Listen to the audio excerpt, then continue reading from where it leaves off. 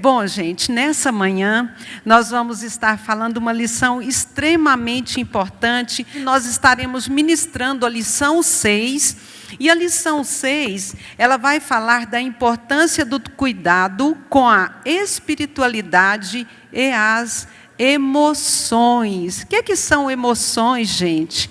Emoções é aquilo que eu sinto e expresso, né? O sentimento é aquilo que está guardado dentro de mim. A emoção é a expressão, é a forma como eu reajo, eu manifesto, eu trago para fora os meus sentimentos. Deus criou, Deus nos criou. Nós fomos a coroa da criação de Deus. E Ele nos formou do pó da terra.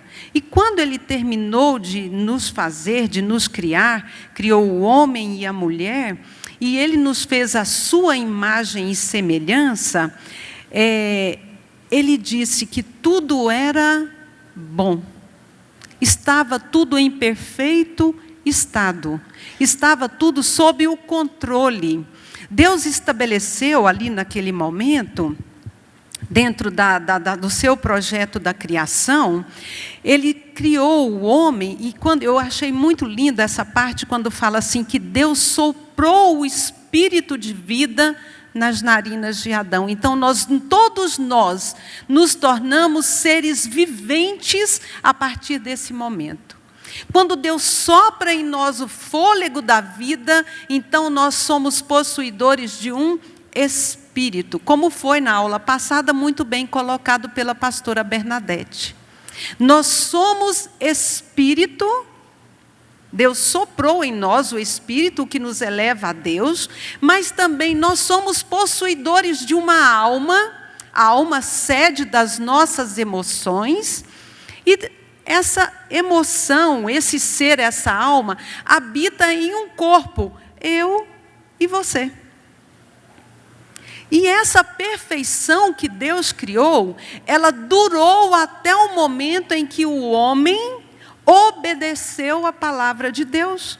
Essa perfeição, esse relacionamento íntegro, esse relacionamento perfeito de Deus para com o homem, ele durou até o momento em que o homem se colocou e se permitiu deixar ser dirigido por Deus.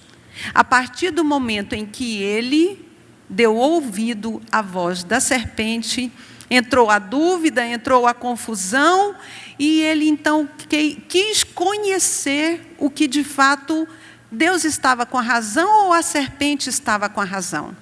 Então aí nós vemos o pecado. Ao nos criar, Deus estabeleceu um relacionamento íntimo com Ele, baseado na paz, na harmonia, na comunhão. Mas com a entrada do pecado no relacionamento entre o homem e Deus, todas essas dimensões sofreram sérios prejuízos.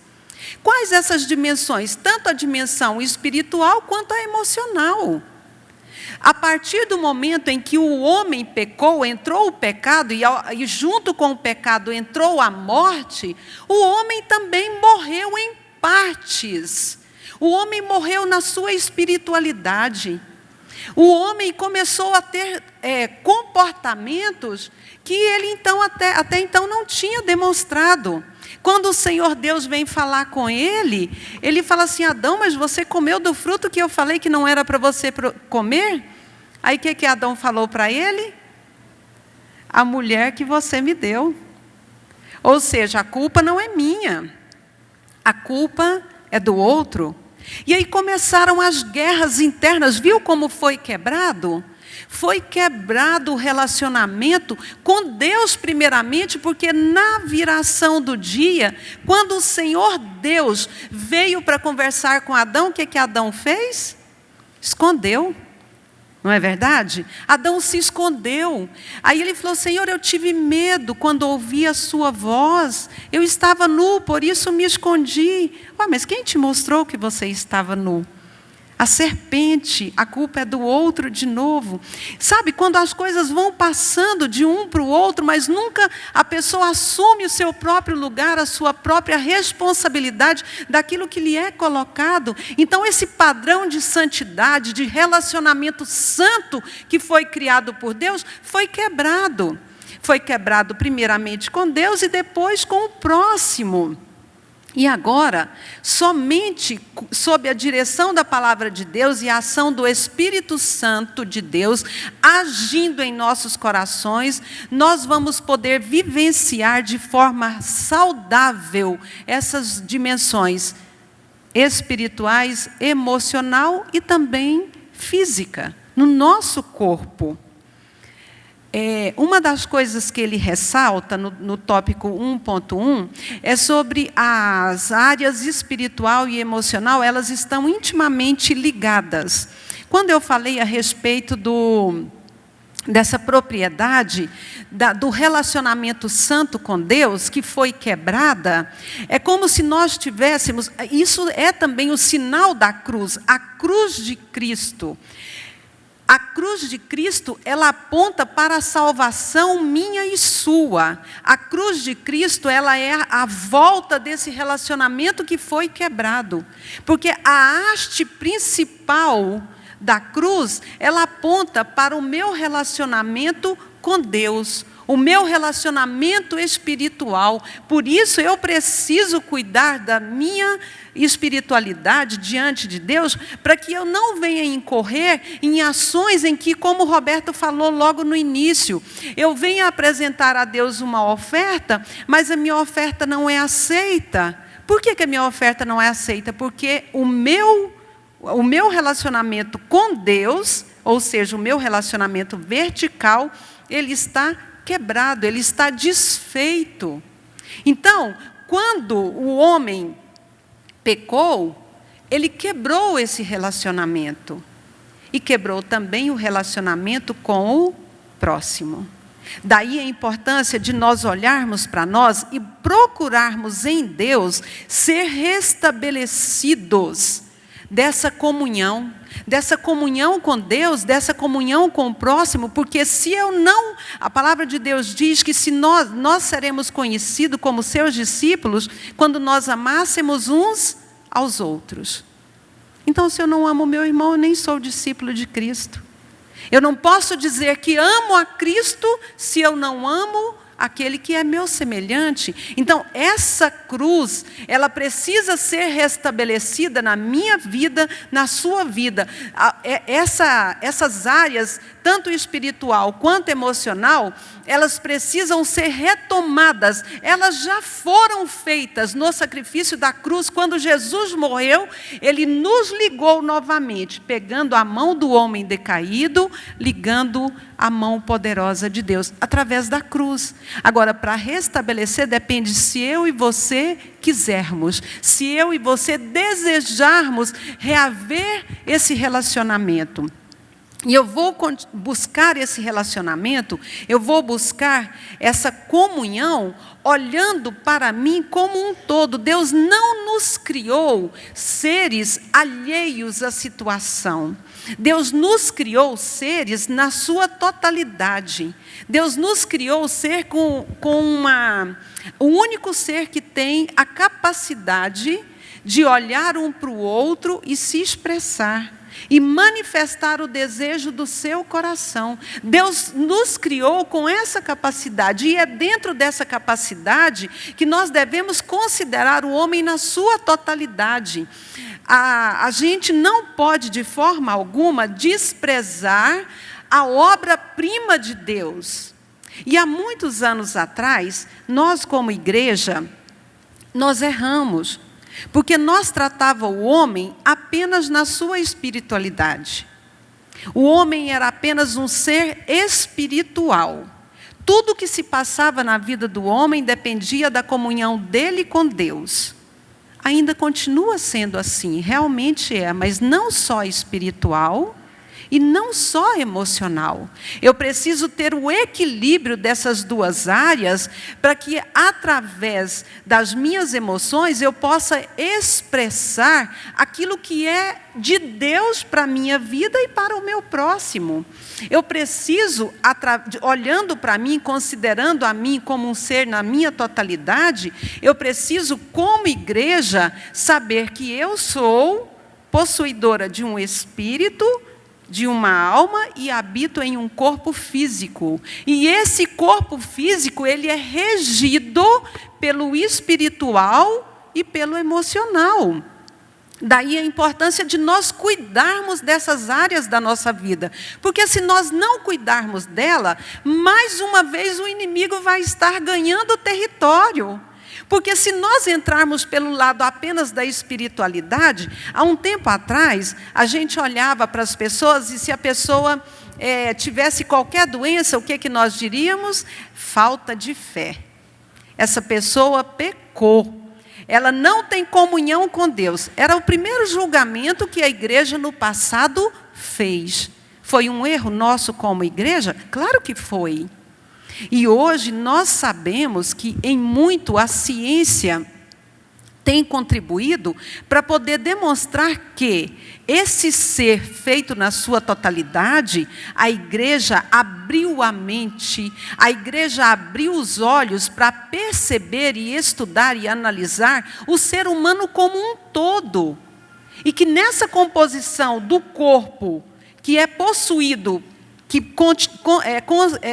contém em si uma alma, emoções, e é regido por um espírito, ele precisa ter um equilíbrio. Ele precisa ter um equilíbrio dessas ações para que nós possamos viver o projeto inicial de Deus. Para que nós possamos fazer refletir a graça de Deus nas nossas emoções. Porque é por meio das nossas emoções que nós vamos expressar as nossas ações básicas, que é amor, ódio, alegria, tristeza, medo, prazer, dores, angústias, segurança, insegurança. As nossas emoções, elas podem ser agradáveis ou desagradáveis. As nossas emoções, elas podem ser construtivas ou destrutivas. Depende da maneira como eu estou ligada em Deus e da forma como eu permito que elas atuem em mim. Deus não quer que nós sufoquemos as nossas emoções, mas também Ele não quer que elas nos sufoquem. Por isso, elas precisam ser restauradas. Como nós podemos tratar de uma emoção restaurada dentro de uma situação como nós estamos vivendo hoje? Por exemplo, uma situação atípica para todos nós. Como nós vamos reagir diante da circunstância em que nós estamos vivendo, nesse mundo onde o mundo é secularizado, onde as pessoas estão todas distantes de Deus, não têm conceito de Deus? Como eu vou fazer isso? A única forma de eu e você nos preservarmos e nos guardarmos e nos resguardarmos das nossas ações espirituais e emocionais é conhecendo a palavra e buscando de Deus orientação para que nós possamos viver segundo a presença de Deus requer de cada um de nós. O que fazer diante de uma circunstância? Como lidar? O que é saudável? Philip Yancey diz que saúde é um comportamento emocional para saber lidar com as circunstâncias do corpo. Como que eu vou lidar saudavelmente com uma circunstância que nos advém? Uma mãe que perde um filho muito jovem, e ele pode olhar para Deus e dizer assim: Deus, o único filho que o Senhor me deu, o Senhor tomou? Por que o Senhor me deu? Não é verdade? Deus, Ele não quer que nós sejamos um robô. Deus deu, acabou, tirou, levou. Eu estou morrendo aqui, mas eu não posso expressar a minha angústia, a minha dor? Posso. Eu posso sim. O que eu não posso é me revoltar contra Deus. Eu devo aceitar com soberania o projeto de Deus para a minha vida e para a vida do meu ente querido. Hoje nós estamos vivendo aí tantas perdas. Eu acho que a gente nunca viveu tanta perda por um único motivo. Todos nós passamos. Da minha família foram 2 pessoas que partiram para o Senhor, 2 primos, todos cristãos. O outro quase partiu também na mesma época junto com o pastor Salmo. Pastor Salmo, milagre de Deus. Tantas angústias nós temos passado e vivido com os nossos irmãos. E de repente, para mim e para você que estamos mais longe dessa situação, seja fácil a gente olhar e poder reagir melhor. Mas alguém que está passando por ela, pode ser que se revolte contra Deus. Por quê? Porque não cuidou da sua espiritualidade. Porque não aceita o plano soberano de Deus para si. Nós temos a condição de optar. Nós temos a condição de crer. É a nossa escolha. A escolha é minha, ela é sua. Você vai escolher. Qual o comportamento que você quer ter? Você vai poder, dentro da sua totalidade, poder escolher qual a reação que você quer manifestar diante daquela circunstância. Uma reação de confiança em Deus ou de desprezo de Deus. Deus, magoei. Tchau para o Senhor. Deus vai continuar sendo Deus. Agora, você sem Deus não passa de um tronco jogado ao chão para apodrecer, não é verdade? Então, cabe a nós reconhecermos essa soberania e nos voltarmos ao Criador. Porque se nós não cuidarmos das nossas emoções, vai ser estudado nas lições para frente ainda, as doenças psicossomáticas. O que são as doenças psicossomáticas? Doenças psicossomáticas são as doenças que são traduzidas das emoções para o corpo físico. Pessoas que passam a ter alterações, queda de cabelo, né? Muita queda de cabelo, cai o cabelo todo, sobrancelha, cílio, cai tudo. Engorda, gordura, excesso de alimentação, são desvios de condutas que nós vamos traduzindo no nosso corpo físico apenas pelo fato de nós não darmos conta de lidar com essa circunstância da vida que nos advém agora nesse momento. Então, por isso, nós precisamos olhar para as nossas emoções. Nós precisamos olhar para nós, e olhar para a gente é coisa difícil. É difícil porque é mais fácil olhar para o outro. Eu vejo o defeito do outro mais rapidamente. Olhar para mim, para que eu vou olhar para mim? Eu não preciso olhar para mim. Eu estou bem, não está faltando nada, eu prossigo o meu caminho. Só porque a palavra de Deus diz que não é assim que Deus quer.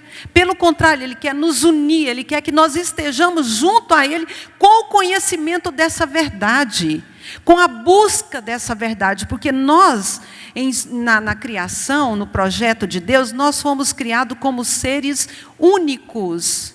Únicos. Nós somos únicos diante de Deus. Porém, amados, somos semelhantes, embora semelhantes a Deus, somos diferentes uns dos outros, porque possuímos pensamentos, temperamento, personalidades diferentes. Então, dentro dessa personalidade, dentro daquilo que eu preciso manifestar, quem sou eu preciso estar em comunhão no espírito, na alma e no corpo. Sabe por quê? Com a queda do homem, a primeira coisa que entrou dentro eu falo que foi dentro da gênese, dentro do cromossoma humano, foi um grande ponto de interrogação. Quem sou eu? O homem não sabe mais, após a queda, ele não sabe mais quem é ele e qual o propósito para o qual ele foi formado. Por quê? Porque ali no jardim do Éden, a serpente, ela colocou dúvida no coração do homem a respeito do que Deus tinha falado. Ela inverteu a frase e Eva ficou em dúvida. Quem é, o que sou? Não, eu posso pegar, não posso, eu vou ver, não vou. Ela desconfiou do que Deus falou para ela. Então entrou um grande ponto de interrogação dentro de nós. Aí entra a área da nossa alma, das nossas emoções. Alma, sede das nossas emoções, sentimentos, pensamentos. Então, após a queda, houve uma grande quebra nesse relacionamento. E nós não sabemos mais quem somos. E hoje isso é tão claro que a secularização, para nós que estamos aqui, até talvez não seja tão difícil. Você pode estar pensando assim: mas a pastora está falando que eu não sei quem eu sou. Na verdade, nós não sabemos. A gente acha que sabe alguma coisa. Mas nós nos firmamos enquanto está tudo bem. Qualquer coisa que acontecer, nós também podemos perder a direção e não saber quem somos e nem qual o propósito para o qual Deus nos formou. Agora, vamos pensar um pouquinho mais. O Deus deste século, o que está acontecendo com as nossas crianças? Qual o ataque o Deus deste século tem lançado sobre a vida das nossas crianças e da nossa juventude? Eles não sabem mais se são homens ou mulheres. Eles não sabem nem sequer ser homem ou mulher. Não, eu não preciso de ser nada. Entenderam, gente? Olha o âmago da questão, olha o quanto está difícil hoje, dentro desse mundo secularizado, nós mantermos o projeto de Deus, a saúde emocional e a saúde espiritual. Se o mundo que deveria nos ajudar a imprimir em nós mesmos e nos nossos filhos quem somos, para que fomos formados e qual o projeto de vida que cada um de nós temos, eles colocam que não precisam. E isso vai desde a alfabetização, onde a criança não precisa de começar a escrever uma letra aqui. Quando nós éramos criança, não começava a escrever a letra a partir de um ponto. Vocês lembram, gente? Lembram? Hoje não tem mais isso. Cada um expressa do jeito que quer. E isso passa de forma tão sutil que eu e você não vemos. Por quê? Porque fazendo assim, ele perde a identidade. Ele faz do jeito que ele quer. Ele é um ser, ele tem liberdade de expressão. É verdade, nós temos essa liberdade. Porém, uma liberdade com responsabilidade. Então, com a queda, nós perdemos essa identidade. Quem sou eu? E quem sou eu em Deus? E como hoje nós vamos conhecer e saber quem sou eu em Deus? Eu gosto muito da palavra em João 8:32, que diz assim: e conhecereis a verdade, e a verdade vos libertará. E muitas das vezes nós utilizamos essa palavra para o descrente, aquele que não conhece a palavra, aquele que nós estamos tentando ganhar ele para Jesus. Mas essa não é uma verdade pura. A verdade pura, ela começa em mim e em você. Eu e você precisamos conhecer essa verdade. Quem é essa verdade? O próprio Deus. Porque somente conhecendo Deus, que é a própria verdade, é que nós vamos poder saber quem somos e qual o projeto de Deus para nós. E no nosso exemplo da lição, ele vai utilizar Caim e Abel. Os primeiros filhos existentes no mundo. Ele vai utilizar essa quebra. Ele vai demonstrar como essa quebra se tornou muito aparente desde o início, lá quase que no Éden, né? Logo que foram expulsos do Éden, Deus concedeu a Eva e ela teve 2 filhos, Caim e Abel. Caim, lavrador da terra, Abel, pastor de ovelhas. E quando a palavra de Deus vai falar a respeito do comportamento de Caim e Abel, por ser uma escola, eu gostaria que vocês abrissem a Bíblia. Eu fiz de propósito, porque hoje tudo é projetado, né? É uma escola. E nós precisamos ter contato com a Bíblia. Nós precisamos ter contato com a palavra. Gênesis 4. Gênesis 4. Gente, nós precisamos aprender a amar essa palavra. Nós precisamos aprender a ter sede dessa palavra. Nós precisamos ter vontade de olhar para ela e falar assim: hoje eu ainda não li a Bíblia, meu Deus, eu quero ler a Bíblia, eu preciso ler a Bíblia. Nós precisamos voltar ao princípio, nós precisamos voltar às origens. E eu quero que vocês me acompanhem, a gente vai fazer um paralelo junto e nós vamos avaliando versículo por versículo e vamos até o final da lição. Diz assim, a partir do verso 3. E aconteceu depois de alguns tempos que Caim trouxe do fruto da terra uma oferta ao Senhor.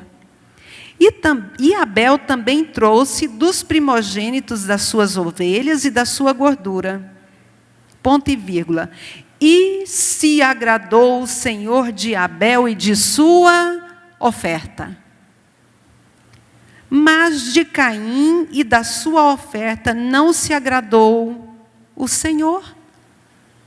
Eu quero que vocês observem aqui algo extremamente importante que a palavra já nos ensina a considerar.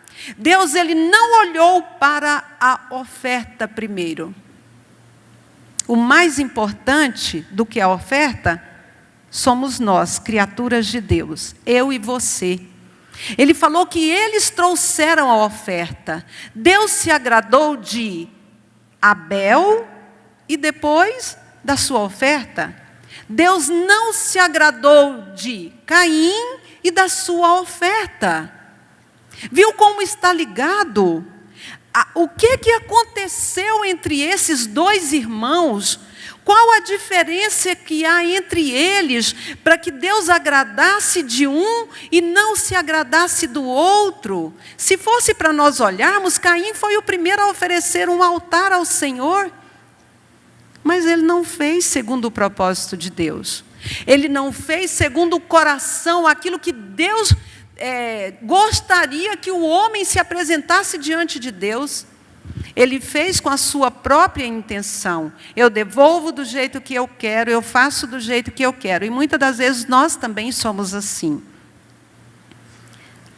Altar ao Senhor, como o pastor Salmo falou na quarta-feira, o altar é quando eu sento na minha casa e ali eu levanto um altar ao Senhor. Um altar de comunhão, um altar onde eu sento com os meus filhos, com a minha família, com a minha esposa, e eu olho no olho, e ali eu sou capaz de falar, de sentir o mesmo que eles sentem, nas nossas diferenças. Gente, nós somos diferentes, diferentes nós somos, indiferentes não. Lembrem disso, somos semelhantes a Deus, diferentes uns dos outros, indiferentes não. Então, a pessoa pensa que ela pode levantar um altar diante de Deus, tendo a sua vida desfacelada, brigando com a mulher, brigando com o marido, falando para o filho o que o filho é, o que ele deixa de ser. Nós precisamos falar a verdade. Deus não está falando para a gente não falar a verdade, porém devemos falar a verdade em amor, exortando uns aos outros em amor. Então o verdadeiro holocausto é esse onde eu coloco diante de Deus a minha vida e eu posso olhar no olho do meu irmão e tratar com seriedade as alterações de comportamento, aquilo que eu estou gostando, o que eu não gosto, aquilo que é bom para nós e aquilo que não é bom, aquilo que é bom para a igreja, aquilo que é bom para o desenvolvimento da obra do Senhor. Tudo isso nós fazemos, porém em amor. Não adianta eu querer apresentar uma oferta ao Senhor tendo o meu altar quebrado, o meu relacionamento quebrado. Deus não, Ele diz, eu nem ouço. Não adianta eu querer voltar para Deus aquilo que nem eu mesmo estou. Eu posso fazer aparentemente. Para os outros, Deus está vendo. Para os outros, todo mundo está vendo. Mas diante de Deus, Deus conhece a intenção do coração. Então, Caim não foi aceito diante de Deus. Nem ele, nem a sua própria oferta. Por quê? Porque ele não teve um comportamento segundo a ação de Deus para a vida dele. Então, continuando a nossa leitura. E o Senhor, olha só, e o Senhor disse a Caim: por que tiraste, por que te decaíste o teu semblante? Se você proceder corretamente, tem essa versão aqui da Nova Bíblia, que eu vou ler aqui para vocês, o verso 7, diz assim: se praticares o bem, sem dúvida alguma poderás reabilitar-te. Olha só, reabilitar-te. Então perdeu alguma coisa, eu tenho que voltar. Se você proceder corretamente, sem dúvida, você vai poder reabilitar-te. Mas se você proceder mal, o pecado está à sua porta, espreitando-te, mas cabe a você dominá-lo. Cabe a você dominá-lo. Deus está conversando com Caim. Deus está conversando com ele. Mas, o que Caim fez? No verso 8. Ele maquinou o mal. Ele não dominou as suas emoções. Deus foi ao encontro de Caim e perguntou: Caim, não faça isso. Por que você está fazendo assim? O mal está batendo à sua porta. E quantas vezes Deus está falando comigo e com você nas nossas emoções, nas nossas dores, na história da nossa vida. Quantos de nós ouvimos os nossos pais, Deus me preservou disso pela graça e misericórdia de Deus, mas quantos ouviram os pais falar: você não é nada, você não vale nada, você não vai dar nada, você não passa de uma prostituta, de um ladrão, e assim por diante. Quantos ouviram isso? E Deus está dizendo assim: olha, o fato de você ter ouvido isso não faz de você essa pessoa. Olha para mim, olha para o projeto que eu tenho para você. Eu quero restaurar a sua vida. Se você voltar-se para Deus, você vai poder entender o que Deus está falando. Mas isso você só vai conseguir se você olhar para Deus. Fora disso, você vai ter técnicas. É claro que nós sabemos, respeitamos e reconhecemos o poder da ação, da ciência, da psicologia, junto ao tratamento das nossas emoções. Mas a técnica pura, não.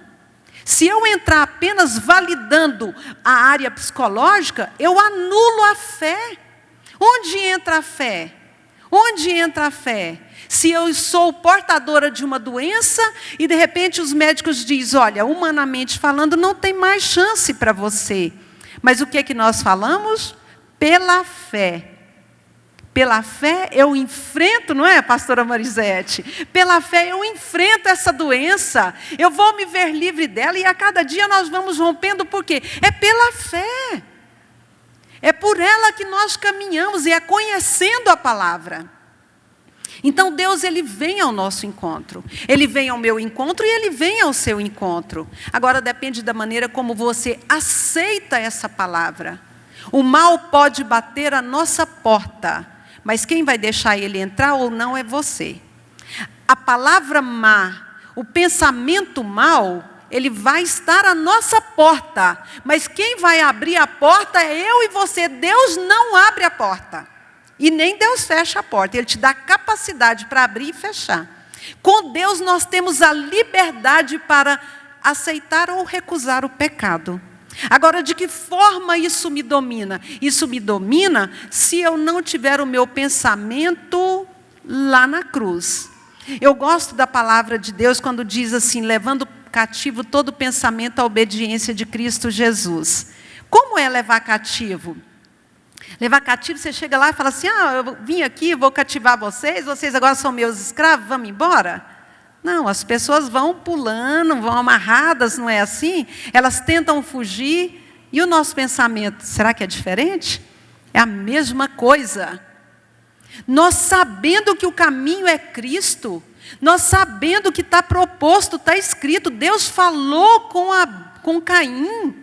Caim, se você proceder adequadamente, Teresa, Roberto, Lara, Alexandre, se você proceder corretamente, você vai ser aceito. A escolha é sua. Deuteronômio 30:19. Eis que tomo o céu e a terra por testemunha, que propus contra ti vida e morte, bênção e maldição. Escolhe, pois, a vida, para que vivas tu e a tua descendência. Viu que é uma questão de escolha, é você que escolhe, e a escolha que você faz hoje, essa escolha não é só você que vai desfrutar, não, é descendência, e quando fala de descendência, é até 1000 gerações, é interminável a escolha que eu e você fazemos hoje, mas essa escolha depende daquilo que eu e você temos cultivado. O que eu e você temos cultivado? Quais as sementes que estão no meu coração? Quais as sementes que estão no seu coração? Caim, ele demonstrou ser uma pessoa desequilibrada emocionalmente, porque no verso 8 ele fala, vem comigo, meu irmão, vamos para o campo. Com certeza era um comportamento normal entre eles. E lá Caim matou o seu irmão. E nós vemos o registro do primeiro assassinato na Bíblia. Por isso, a palavra de Deus diz assim, sobre tudo que se deve guardar, guarda, pois, o teu coração, porque deles procedem as saídas da vida. E se eu não guardar o meu coração, o que vai proceder, meus irmãos? O que vai proceder? Morte. Vai proceder morte, se eu não guardar o meu coraçãozinho, que é bonitinho, santinho aqui, santinho diante de mim mesma. Parece até santinho diante de Deus, mas se eu piscar um pouquinho, o meu coração, ele vai ser tomado pelas trevas. E eu vou praticar coisas que nem eu mesma penso que seria capaz de praticar. Se eu não guardar o meu coração em Deus. Se eu não guardar as minhas emoções, se eu não vigiar, irmãos. Irmãos, essa palavra aqui de nada vale se ela não tocar o coração de cada um de vocês. Não vale nada, vai ser como um metal que soa, um sino que, retine, e acaba aqui essa palavra. Mas se você começar a desejar ardentemente, Jeremias falou, eu amo essa palavra, vendo as tuas palavras, logo as comi. Comer a palavra de Deus, conhecer o que essa palavra tem para mim e para você. A palavra de Deus diz lá em Mateus, o meu povo erra por quê, gente? Por não conhecer as Escrituras e nem o poder de Deus. Se eu e você conhecêssemos as Escrituras, nós não estaríamos errando desse tanto. A palavra de Deus já nos aconselha que a alegria ela é remédio para a alma. Entendeu? Lamentações 3:21, Jeremias vivendo o maior suplício, maior dificuldade em Israel. E o que ele fala? Deus ensinando para ele, e ele escreveu para mim e para você, está escrito. Quero trazer à memória aquilo que me dá esperança. Eu não preciso me desequilibrar. Eu não preciso manter esse padrão que o mundo mantém. Por quê? Porque eu conheço a palavra. Eu conheço o caminho. O caminho é Cristo e é por Ele que nós vamos. Agora as pessoas querem tudo na facilidade. As pessoas não querem ler Bíblia. As pessoas, elas querem cultivar pouca coisa. Elas querem tudo no raso. Não, irmãos. Deus está nos chamando para uma comunhão íntima e verdadeira com Ele. Ou somos espirituais ou somos carnais. Quanto mais espirituais nós somos, mais parecidos com Deus nós somos. Agora, se você não tem aparência de espiritual, é porque a sua vida está regida pelo carnal. As suas emoções estão regidas pelo que é carnal, passageiro. Vai queimar como palha. E nós precisamos de palavra viva, sustentadora, sustento. Nós precisamos do leite genuíno, nós precisamos dessa palavra que transforma, para que eu e você sejamos transformados, para que eu possa levar essa transformação para dentro da minha casa, ou não seremos chamados cristãos, ou não seremos chamados salvos da ira vindoura, porque nós precisamos em Deus cultivar boas sementes. Nós precisamos passar pelo caminho do perdão. Nós precisamos olhar para a cruz. Nós precisamos olhar para o Deus e nos mantermos livres desse mundo. Sendo flexíveis, sim, olhando o caminho que foi bom, ponderando o que pode ser melhor. Ousemos mudar para o que é melhor dentro da palavra. Não faça mudança firmada em seu coração. A partir de hoje, Deus falou em meu coração. Falou na multidão de conselheiros a bom êxito. Procure saber se o que Deus está falando ao seu coração, terra enganosa, se é de Deus ou não é. Se procede da fonte da vida ou se procede da fonte da morte. Essa escolha é eu e você que vamos fazer. Nós precisamos cuidar de nós. Nós precisamos olhar para nós, olhar para as nossas emoções, saber onde estão as nossas dores. E na parte inicial, eu gostaria agora já de pedir para que você se colocasse de pé. O tempo voa, né? Na parte inicial tem assim, motivo de oração. E nessa parte inicial diz assim: oremos para o Senhor trazer à luz as nossas emoções negativas. Quais são as nossas emoções que estão quebradas? Na sua espiritualidade, de repente eu estou falando para alguém aqui que a sua espiritualidade está quebrada. A sua comunhão com Deus está quebrada e hoje Deus quer restabelecer. Então, esse é o momento que Deus está falando comigo e com você. E eu gostaria que você agora, nesse momento, orasse a Deus de fato, pedindo ao Senhor, ao som dessa canção maravilhosa,